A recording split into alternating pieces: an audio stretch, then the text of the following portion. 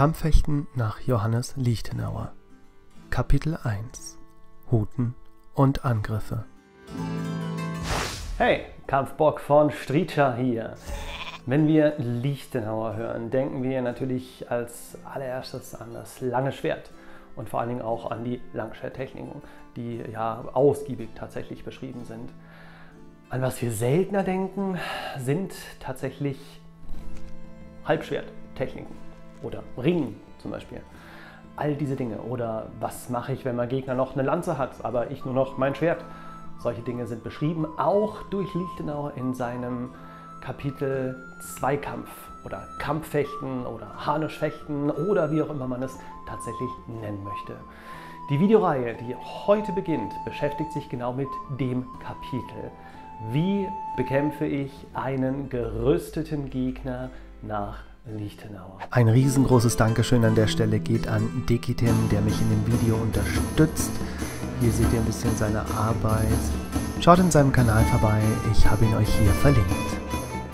Im ersten Video heute beschäftigen wir uns mit den Grundlagen, denn wie auch immer hat Lichtenauer auch natürlich uns Huten gegeben, nach denen wir stehen können, in denen wir übergehen können. Deswegen dieses erste Video heute dreht sich um die Huten und um die Basisangriffe, die wir aus diesen 4 Huten fahren oder durchführen können. Viel Spaß dabei. Die erste Hut. Dies ist die erste Hut im Zweikampf. Begib dich folgendermaßen hinein. Steh mit dem linken Fuß vor und halt dein Schwert mit der rechten Hand am Griff. Greif mit der linken in die Klingenmitte und halt es neben deiner rechten Seite über den Kopf. Lass ihm den Ort zum Gesicht hängen. Man will nicht seinen Arm zu sehr öffnen, auch gegen Stiche, die hier reinkommen können. Und man will etwas sehen. Dementsprechend nicht vor allem, sondern hier. Die zweite Hut. Dies ist die zweite Hut im Zweikampf. Begib dich folgendermaßen hinein. Steh mit dem linken Fuß vor, halt dein Schwert mit der rechten Hand am Griff und greif mit der linken in die Klingenmitte. Halt es neben deiner rechten Seite mit dem Knauf nach unten zu deinem rechten Knie, sodass der Ort nach oben zeigt, dem Gegner zum Gesicht oder zur Brust. In Rüstung geht es darum, seine Schwachstellen zu schützen. Es macht also Sinn, seine Hände ganz zu schließen, nicht offen zu lassen und die Unterseite seines Armes, Armpit, auch zu verschließen. Deshalb die erste Hut mit rangezogenem Arm. Der kann abstehen, muss nicht zu sehr. Hier ist auch innen eine Schwäche. Deswegen, je nachdem, wie weit man es wegbringen muss, später wegbringen. Aber sonst erstmal rangezogen halten. Die dritte Hut. Begib dich folgendermaßen in die dritte Hut des Zweikampfs. Steh mit dem linken Fuß vor, halt dein Schwert mit der rechten Hand am Griff und greif mit der linken in die Klingenmitte. Leg es quer über dein linkes Knie in die Hut. Brich ihm daraus seine Stücke mit Versatzung. Diese Hut gilt dasselbe. Arm ran, Hand nicht zu sehr auf. So. Je nach Beinstellung. So. Die vierte Hut. Begib dich folgendermaßen in die vierte Hut des Zweikampfs. Halt dein Schwert mit der rechten Hand am Griff, greif mit der linken in die Klingenmitte und halt es unter deiner rechten Achsel. Setz ein Gehilz vorn fest an die Brust und halt den Ort dem Gegner entgegen. Wie auch bei den klassischen Langschwerttechniken stellen die Huten im kurzen Schwert oder Halbschwert ebenfalls Endpositionen dar von bestimmten Bewegungen, wie ihr hier sehr schön sehen könnt. Man bewegt sich also hier tatsächlich von der ersten Hut in die dritte, in die zweite, erste, dritte, zweite und so weiter und so fort. Wirkt ein bisschen wie Rudern und das Ganze erinnert uns natürlich auch an was. Die gleichen Huten kann man logischerweise auch mit Langwaffen einnehmen, in dem Fall hier jetzt die Mordaxt. Und die Techniken an sich bleiben relativ ähnlich. Und man muss tatsächlich nur einmal das Ganze lernen und kann es dann easy übertragen bis zu einem bestimmten Maße auf das kurze Schwert. Hier nochmal das Ganze von der anderen Seite.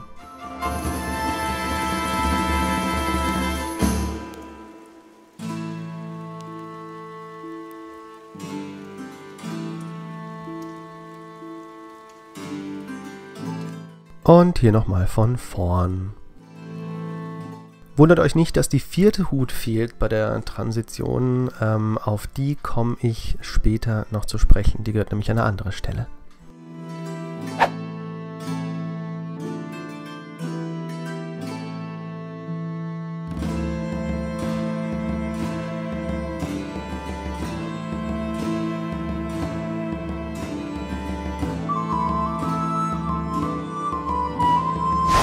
Gut, nachdem wir jetzt wissen, wie wir dastehen, geht es natürlich darum, dem Gegner auch Schaden zuzufügen. Lichtenauer wäre jetzt nicht Lichtenauer, wenn er nicht auch dafür irgendwo eine Anweisung hätte. Er schreibt über Stellen, an welchen man beim gerüsteten Gegner die Blößen suchen soll. Dies handelt davon, wo der gerüstete Mann durch den Harnisch am besten zu besiegen ist, und zwar im Gesicht oder unter den Achseln, in den Handflächen oder auf dem Arm, hinten in den Handschuhen oder in den Kniekehlen, unten an den Fußsohlen und in den Gelenken der Armbeugen, zwischen den Beinen und an den Stellen, wo der Harnisch Gelenke hat. Diese Blößen sollst du also suchen. Auch beschreibt er die Waffen, die man dazu verwenden soll im Zweikampf. Lichtenauer sagt, die erste Waffe ist die Lanze und hat einen Ort. Die liegt im Bild am Boden. Die zweite Waffe ist der Dolch und hat ebenfalls einen Ort. Auch die findet ihr auf dem Bild im Gemächt. Die dritte Waffe ist das Schwert und hat 2 Örter. Der eine Ort ist die Spitze, der andere der Knauf. Auch diese beiden Methoden seht ihr auf dem Bild schön dargestellt. Das heißt, wir haben genau 2 Möglichkeiten. Wir können stechen mit der Spitze, mit dem Ort, und wir können schlagen mit dem Knauf. In der Praxis kann man sich das also jetzt ein bisschen so vorstellen, wie ihr es gerade seht, mit dem Hodenstich zum Beispiel oder mit dem Gesichtsstich. Wichtig hierbei ist es, nicht nach vorne zu lehnen und versuchen, da irgendwie reinzustechen, sondern mit dem Schwert in der Hand Vorwärtsschritte zu machen. Ansonsten hat man viel zu wenig Druck und Kraft, um überhaupt durch dieses Panzergeflecht etc. durchzukommen. Aber dazu kommen wir noch später.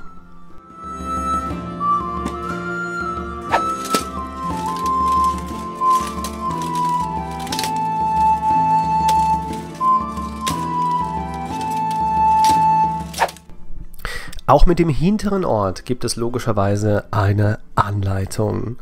Halt dein Schwert in der oberen Hut über dem Kopf und tu so, als ob du ihm daraus in das Gesicht stechen oder ansetzen wollest.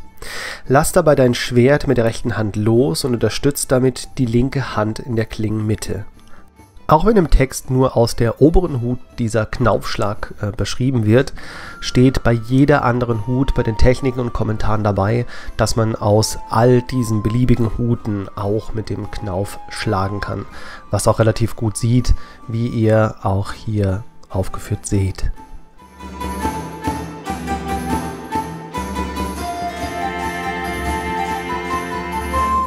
Der letzte Begriff, den wir noch klären müssen, ist das sogenannte Ansetzen im Vergleich zu den normalen Stichen, die wir bisher gemacht haben und die dann somit auch die 4. Hut erklären. Ansetzen heißt, man sucht an der entsprechenden Blöße nach Halt im Ringgeflecht. Sobald man sie gefunden hat und sich kurz freut, geht man in die 4. Hut und drängt mit voller Kraft nach vorne. Der Grund liegt auf der Hand, durch ein Ringgeflecht durchkommen, da braucht man Kraft. Die letzte Hut ist diese Hut. Oder auch so oder so. Wichtig ist, dass man einen Druckpunkt findet, wo man schieben kann. Ist das nun hier? Meine Platte ist leider rutschig. Oder mit dem Knauf hier hinten ist, sei dabei irrelevant. Das war's auch schon. Ich hoffe, es hat euch gefallen und ihr habt ungefähr einen Einblick bekommen, zumindest in die Anfänge des Ganzen. und könnt getrost anfangen, ein bisschen rumzustochern und eurem Gegner mit dem Knauf auf die Fresse zu hauen, so ein bisschen. Vielen Dank fürs Zuhören und viel Erfolg beim Trainieren. Wir werden uns in der Videoreihe Stück für Stück durch die Kapitel durcharbeiten. Das heißt, nächstes Mal kommt das Kapitel, was passiert, wenn ich meine Lanze, Glefe geworfen habe, nur noch mein Schwert habe, aber mein Gegner hat noch seine Lanze und Glefe. Oh, was passiert dann tatsächlich? Also, bis zum nächsten Mal. Au!